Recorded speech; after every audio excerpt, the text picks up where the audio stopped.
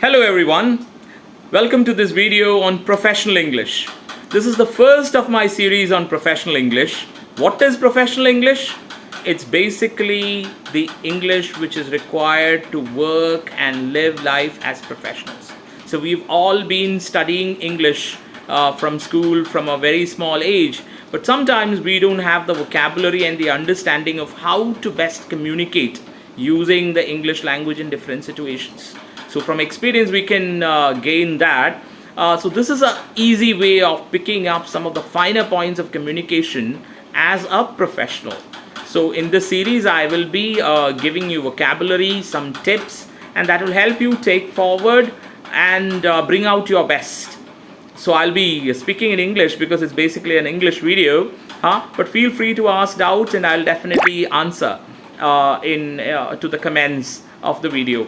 So let's go forward, and I'm going to tell you some vocabulary related tips in this video, as I said. First of all, let's take a look at how to do agreeing and disagreeing in different situations. To agree to something and disagree to something is not very simple. It is important to be convincing. It is important to be expressive and to have a good impact on people when you do that. For example, if you want to agree with someone, you can say, I see what you mean. That's exactly what I think. That's just what I was thinking. That's a good point. I agree entirely. All these are very good options of how we can agree with a positive impact.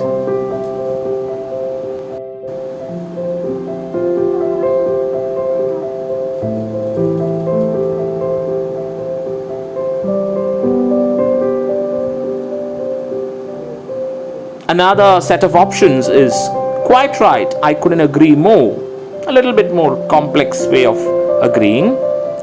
Yes, I'm all in favor of that.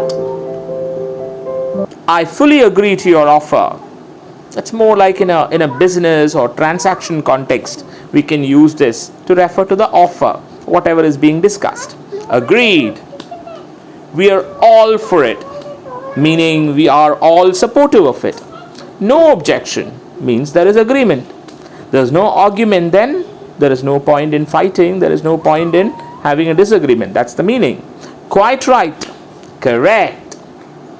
So these are different ways in which, a person with a good vocabulary can impact positively.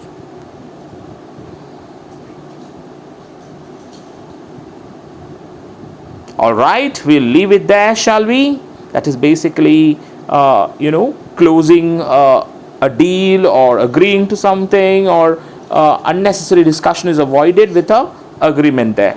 That seems to be okay. Well done. So basically, all these are different ways in which you can close a conversation with an agreement. In the same way, if you want to disagree, there are different options. I'm sorry, I don't really agree with you. So that's a very apologetic way, or a more positive way of saying sorry, of saying that you disagree by putting in a sorry with it. I'm not sure I altogether agree with you. So there's a little bit of a disagreement. That is what that expression means. You see, it seems to me that my opinion is like this. That's what the person is trying to say without creating an unnecessary confusion. You see, what I think is, in my opinion, so this is coming up with a different point of view without being conflict oriented or without creating an unnecessary confusion. We are giving our different opinion. That is what these expressions are doing.